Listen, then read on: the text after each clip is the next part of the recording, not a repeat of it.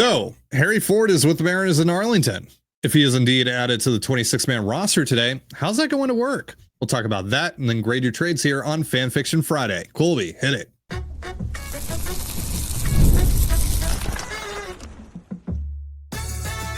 You are Locked On Mariners, your daily Seattle Mariners podcast. Part of the Locked On Podcast Network, your team every day.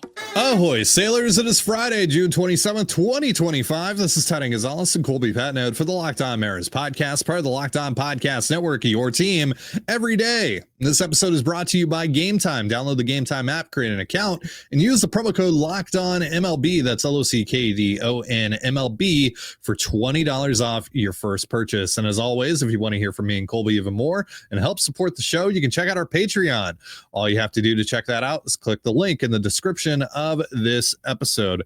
So, of course, it's Fan Fiction Friday, but we're going to get to your trades a little later on because we actually have some stuff to talk about. First and foremost, Cal Raleigh has officially entered the Home Run Derby, which is really cool and also as expected because, of course, he was going to get the invite to do it. He's the league leader in home runs, and a couple of weeks ago when he was on with Mina Kimes, he told Mina if he got the opportunity to do it, he was going to do it. So he's doing it. And he will try to be the first ever catcher and switch hitter to win the Home Run Derby, which would be yet another incredibly cool milestone put on an already incredibly impressive resume in 2025. We also have some other catching news involving the Mariners. Mitch Garver obviously left yesterday's game against the Twins in the bottom of the fifth inning after being struck in the chin, jaw, neck area by a foul ball.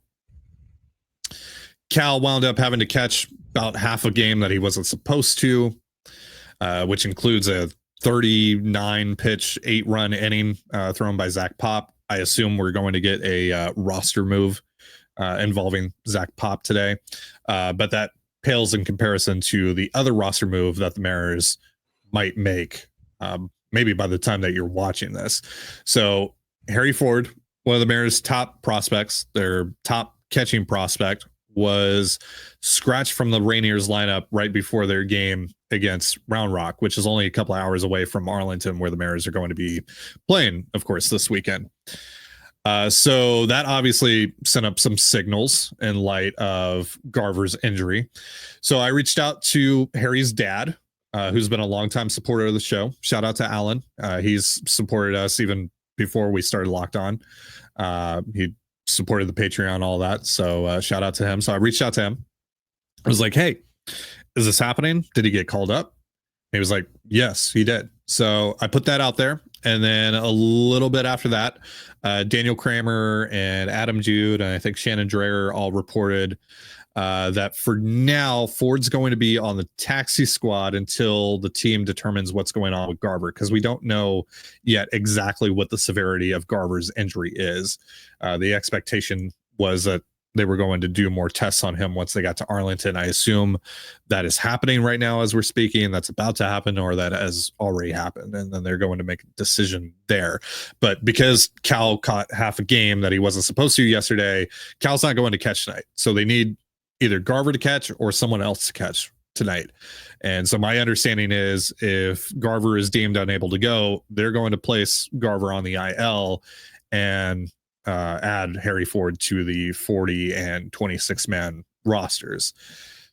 So that's kind of interesting for a multitude of reasons. I mean, we've already talked ad nauseum, both on here and on the Patreon, about how murky the path to regular playing time is for Ford at the major league level, because obviously one of the best players on the planet plays at the position that he plays in Cal Raleigh. But also, because they don't know exactly what's going on with Garver, and what I've been told is like they don't think that he suffered a fracture or anything like that. Kind of feels like even if he does go on the IL, that might be a pretty temporary thing. So if that's the case, kind of weird that they would call up Harry Ford if it is such a temporary thing instead of, just Blake Hunt or Jacob Nottingham or whatever. So that's pretty interesting. But in general, Colby, if he does get added to the roster today, How do you think this works out? Yeah, tough to say. We've talked about how the role for Harry Ford cannot be the role that Mitch Garver is currently playing. Could it be that way for 10 days? Maybe. Yeah, you might be able to get away with it for 10 days. But yeah, long term, obviously, Harry can't just play once a week. Like that doesn't work. Um, so yeah, it would be interesting. Obviously, tonight sounds like he would catch, and Cal would get a DH day. But then you'd still have 9 more days with no days off in between, by the way, to kind of try and figure out how to make that work. And I think for this to be the move, I think you got to give Harry at least 4 starts. You have to find him 4 starts in a 10-day stretch for it to be remotely feasible. So I think it's probably catches twice, and then you have to find a couple DH days. But every day you're DHing Harry Ford, one of Polanco, Young, Rayleigh, Canzone, Wano. Like basically, like how you use Ford impacts the way you use Raleigh, and the way that you use Raleigh impacts the way you use Polanco, and the way you use Polanco impacts the way you use Young. Like the list goes on and on. Like that's why, again, we've talked about this. Mitch Garver being potentially removed from the equation only solves at most half of the problem here. Yep. This is a multiplayer thing, multi-layer thing here when it comes to Harry Ford. So yeah. Now I suppose what they technically could do is they could just add Harry Ford tonight and demote somebody else, like not put Garver on the IL. If Garver's only going to need a day or two, then you could, in theory, carry Harry Ford for a couple days, and then you would just like DFA Zach Pop, go with a 7-man bullpen. Sure. The bullpen's in actually pretty good shape right now, even though they had to cover quite a few innings. I mean, they got blown out yesterday, and Mastrobuoni finished one. So like, yeah, the bullpen should be able to withstand being a man down for a couple days. So yeah, I suppose it's possible that they could just do that and then go with an extra guy on the bench, even though Garver can't play.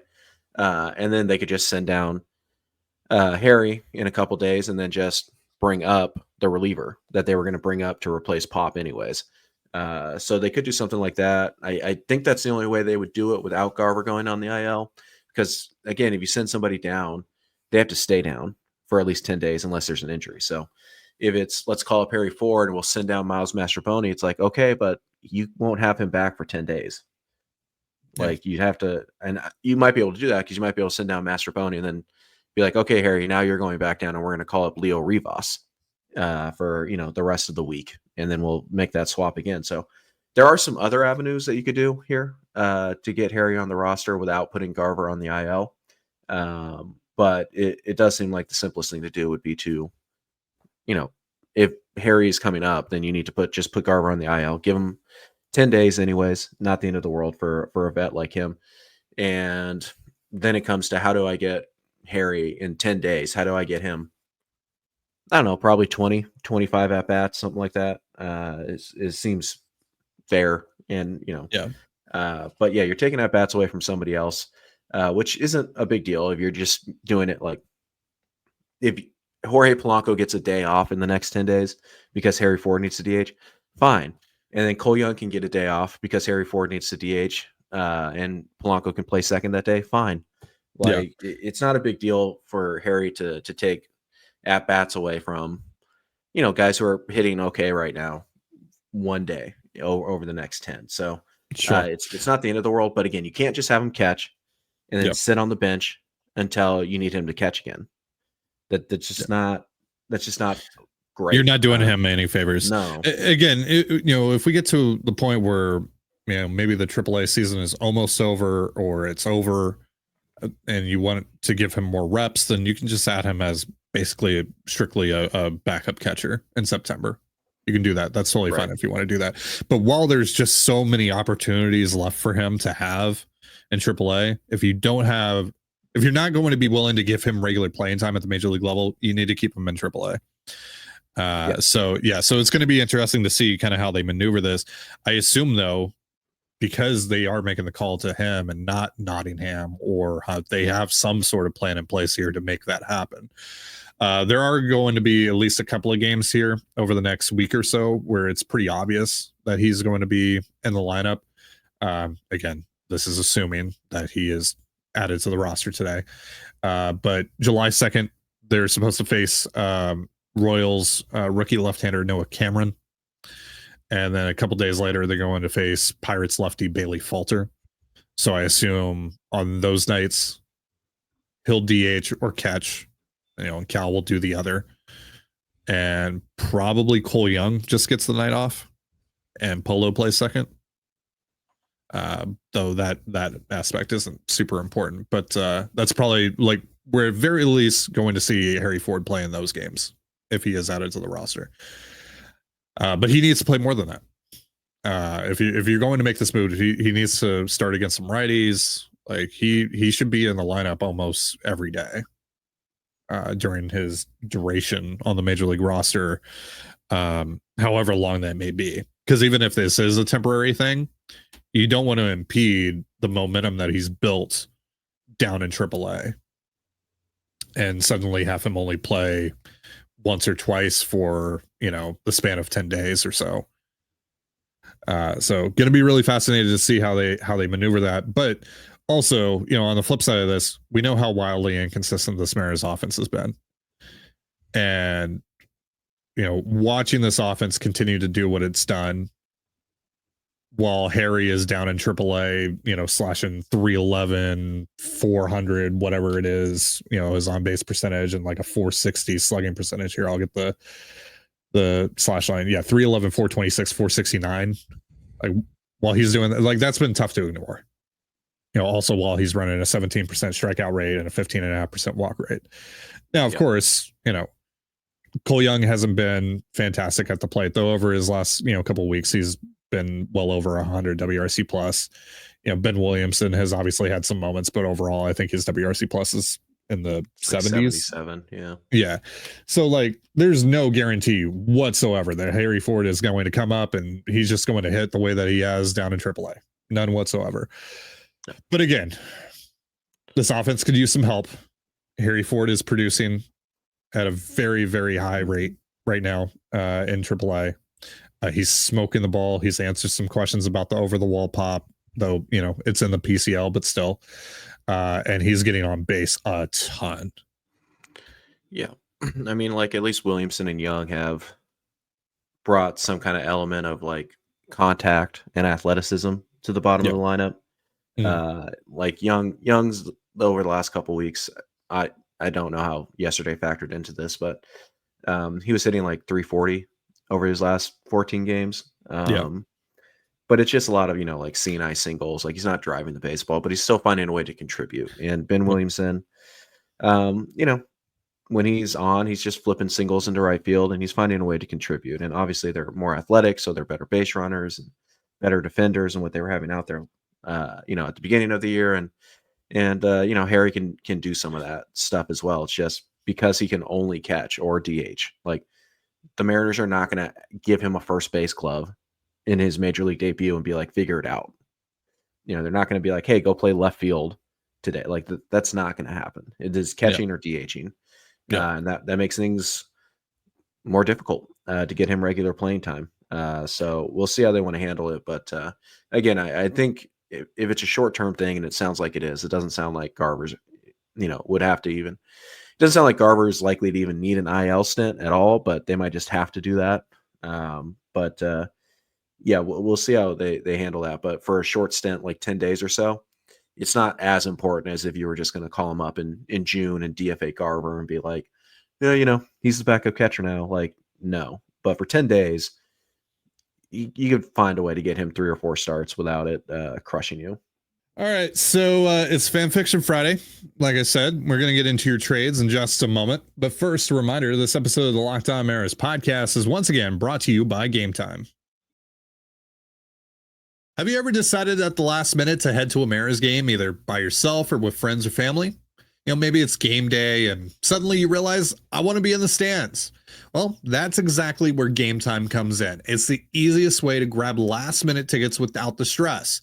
With the money you save on tickets, you can splurge on food, drinks, merch, or even invite a bigger group to come with you. Game Time makes it possible. Game Time makes buying tickets fast and simple. Prices on the app actually drop the closer you get to first pitch, and they've got incredible last-minute deals, clear seat views, and a lowest price guarantee that takes the worry out of buying. Take the guesswork out of buying tickets with Game Time. Download the Game Time app, create an account, and use the promo code LOCKEDONMLB for $20 off your first purchase. Terms apply. Again, create an account and redeem the promo code LOCKEDONMLB for $20 off. Download the Game Time app today. Last minute tickets, lowest price, guaranteed.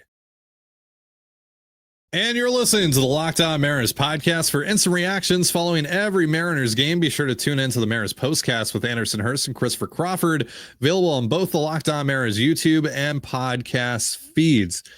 Before we get into your trades here on Fan Fiction Friday, I want to give you a quick update on our Feeding America fundraiser. We're now up to $6,811 raised. Thank you so much to everyone that has contributed so far. We only got one donation yesterday, though. What's going on, guys? What's up? You guys don't want to feed America? $29.29 here from Anonymous. Says, great cause. Thanks, Locked On Mariners. Appreciate it, Anonymous. So obviously, Feeding America, great cause that is trying to, as the name indicates, feed America. 50 million Americans suffer from food insecurity, including 1 out of every 5 children. And obviously with school out right now, a lot of kids are losing access to the one meal that they can bank on. Right. So Feeding America right now, if you donate $1, that's 10 meals to people who really need it. Or if you just want to donate 10 cents, that's a meal to someone that could really, really use it. Colby and I are also donating 10 cents for every subscriber we add on the YouTube channel. So if you haven't subscribed yet, please do so. That's a way you can contribute without taking anything out of your wallet. We are over 200 subscribers added, I think, at this point since we started it. So that's already 200 meals plus going to people who could really, really, really use them. So thank you so much if you have subscribed, or if you've told a friend or a family member or what have you to subscribe as well. We're really looking to take this thing as far as we can. This is running through or up until the All-Star break, which is about 2.5 weeks away. Last time we did this, we went over $15,000 raised. So we're running a little bit behind on that, but we would love to break that. So, maybe just, get it going, guys. Tell your employer, maybe they want to get in on this thing. Tell a friend, tell family members, tell anyone that that might be down to help out some people in need. Because again, there's a lot of Americans out there that could really use some meals, and Feeding America is an incredible way to get meals to people that need it. And it's the best bang for your buck, really, when it comes to a cause like this. So yeah, appreciate all the donations so far. And again, let's see how far we can take this thing. Let's get into your trades. Matthew has a deal here. It's a 3-team deal with Phillies and the Orioles. The Phillies get Andres Munoz and Cedric Mullins from the Orioles. The Orioles get Andrew Painter and Aiden Miller from the Phillies and Johnny Farmelo from the Mariners. And the Mariners get Jordan Westberg and Yennier Cano from the Orioles and Jordan Romano from the Phillies. Yeah, a lot going on. So Seattle would give up Munoz and Farmelo. Mm-hmm. And they would get Westberg, Cano, and Romano. Westberg hasn't been very good this year, if memory serves. Bad. So he's getting on base under 300 right now. Yeah, so I mean, Munoz for Westberg. I mean, you'd still rather have the position player, sure. But you'd like that guy to be hitting right now. Cano is there to kind of replace Munoz. Although didn't Cano just get demoted? He did. I don't know why though, because his numbers have been fine. So I don't know if that's maybe like they just don't have enough guys that have options. He's the guy that had options, and they just need an extra reliever. I don't know if it's one of those manipulation. I don't know if it's one of those situations though, because like the numbers overall are fine for Cano. Yeah. So, is this enough to give up Munoz and Farmelo? Yeah, I don't know because Westberg's not hitting right now. It's pretty creative though because we know Baltimore really needs pitching. Yeah, and Seattle doesn't really have the upper level minor league pitching to give for one of the potentially impact bats that Baltimore has to offer. So Andrew Painter certainly can be that guy as well, and obviously they would get Farmelo and Miller. Those are three really good prospects. And Cano and Mullins, I don't think they care that much about giving those guys up, especially Mullins, who's a rental anyways. So there's some interesting pieces here. I'm not sure if they line up well enough to actually make this deal that realistic. But it is interesting. I mean, Seattle trades Munoz and they replace him with, I mean, they're certainly not as good as Munoz, obviously, who is. But yeah, so this is interesting. It's creative. I think it's probably just a little bit off, though. I think, honestly, Philly might be giving up. Yeah, I think the Phillies having to give up Painter and Miller here is a little too much. Plus, we've talked about this when talking about the Munoz thing in general. I think if the Phillies are being asked to trade Painter and Miller to get Munoz because he has all the club control left at very team friendly dollar figures, they're just going to go, you know what, we're going to go trade for half a year of Aroldis Chapman, or we're going to go trade for a year and a half of Pete Fairbanks or whatever.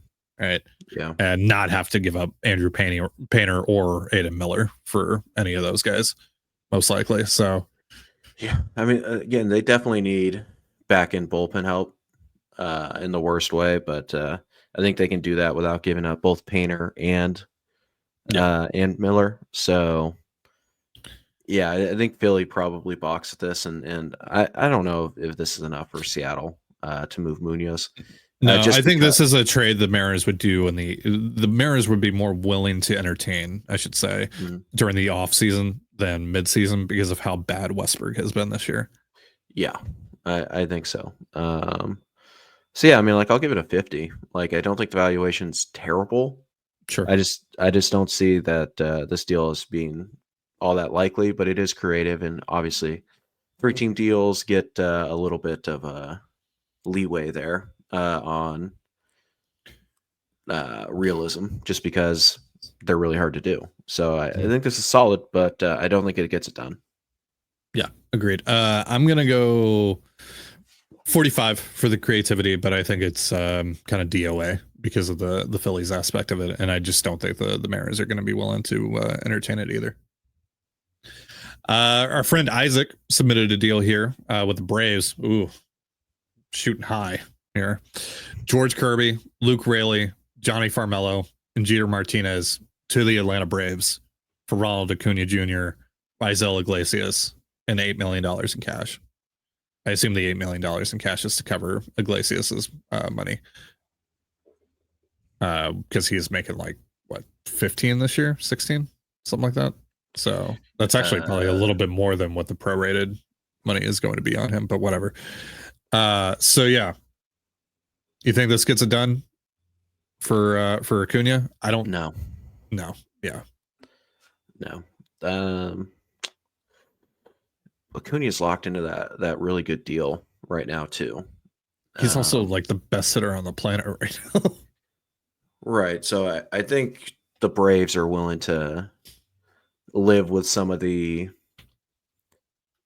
I guess we'll call them antics. Like I don't, that's a strong word for what Acuña does, but like Acuña's not afraid to be opinionated and state his opinion out loud. And some teams Yeah. don't like that. But Like, are we talking about the thing where he said like, if I did what Jared Kelnick did, I would have gotten benched or whatever, like stuff yeah, like that. And I yeah, think there's been one or two other things, like nothing super problematic or anything. It's just, dude, yeah. making the organization look bad.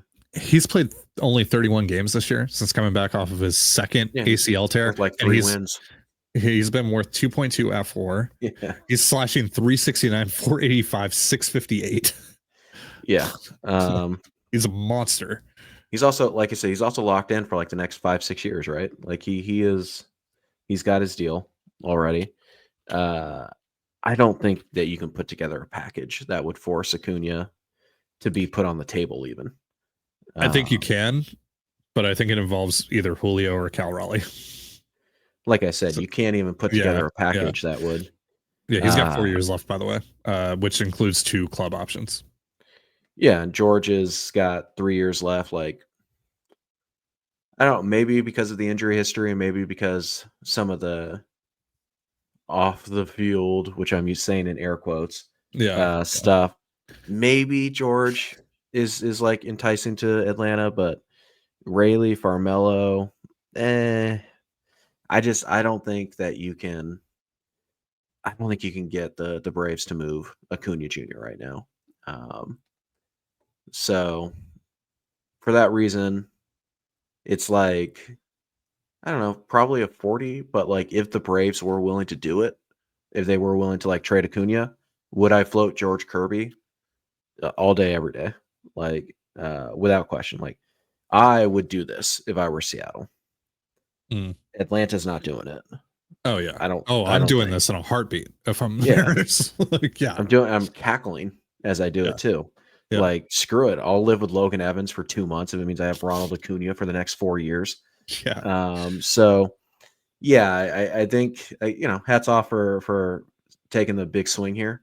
It's just, I don't think this guy's available. So the realism score is just way off here. And so anytime, we get one of these like big idea trades to trade for a superstar, I got to knock it a little bit because it's just not realistic. And so because of that, I think this is probably like a 40. Yeah, I was gonna go 35 on it. Sorry, Isaac. I just I like the ambition, but I don't think it moves the needle for realism is part of the rubric here. So like, yeah, this one's just not real. All right, Cody has a deal here with the Nationals. Tyler Locklear, Harry Ford, and Michael Morales to Washington for Kyle Finnegan and Nathaniel Lowe. So Finnegan, been a solid reliever. He's a rental. Nathaniel Lowe, we know the Mariners really like him. There's probably going to be some teams that are in on him, but he's also been not good this year, which is a bit of a surprise because he's been really consistent for most of his career, but he's been below average as a hitter this year. Obviously under club control for 2026 as well, so there's some appeal there in that regard for Seattle. But I don't know. I don't know if I'm even willing to trade Harry Ford for him right now. Yeah. The nice thing is that you do get a reliever that you desperately need in this deal as well. Yeah. I think there's some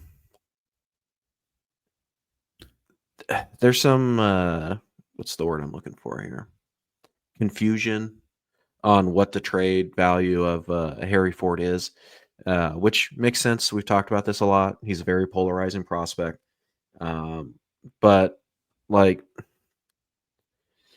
just because he's blocked in Seattle doesn't mean Seattle should just give him away. Yeah, because he's still a catcher, like in a pretty good one. Like, he's at least average behind the plate, who's probably going to provide some offensive value, and he's 21 years old, 22 years old.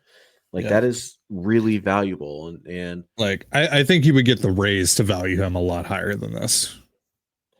Yeah. I mean, like, if this is the best I can get for Harry Ford, a struggling Nathaniel Lowe, and 2 months of Kyle Finnegan, I'm probably not interested. Locklear and Morales, to me, whatever. I mean, trade them for any major leaguer that can help you. I really don't care. Like, they're replaceable to me. So really, it's Ford for Finnegan and Lowe, and it's just like, I get you get an extra year of Lowe, but he's been so bad this year. Do you want to bank on him turning it around in the final 2 months of the year and have that cost, arguably your best actually available trade chip or one of your best actually available trade chips. I don't know. Like, I wouldn't be furious if this deal went across the ticker, but it does feel like you probably could have gotten a better headliner for Harry Ford. And if you can't, like, okay, then I'll just go trade, for a rental at first base instead of paying extra for, a full year of Lowe, and Lowe hasn't been good this year. So I don't think it's bad. I don't think it's something that I would do. But I think it's like a 45. Like it's pretty close to being. Yeah, I'd go 40 on this. I'd honestly be kind of disappointed. All right, that is going to do it for our show. Thank you so much for joining us here on the Locked On Mariners podcast. For Colby Patnode, I'm Titan Gonzalez. Be sure to give us a follow on Twitter at @LO_Mariners. You can follow me at Titan Gonzalez and Colby at CPAT11. That's CPAT11. We're also on Blue Sky. You can follow me at TDG, Colby at MLB Colby, and the show at Locked On Mariners. You can also find us on Instagram and TikTok at Locked On Mariners. Have yourself a beautiful baseball day and a beautiful baseball weekend, and we'll see you next time. Peace.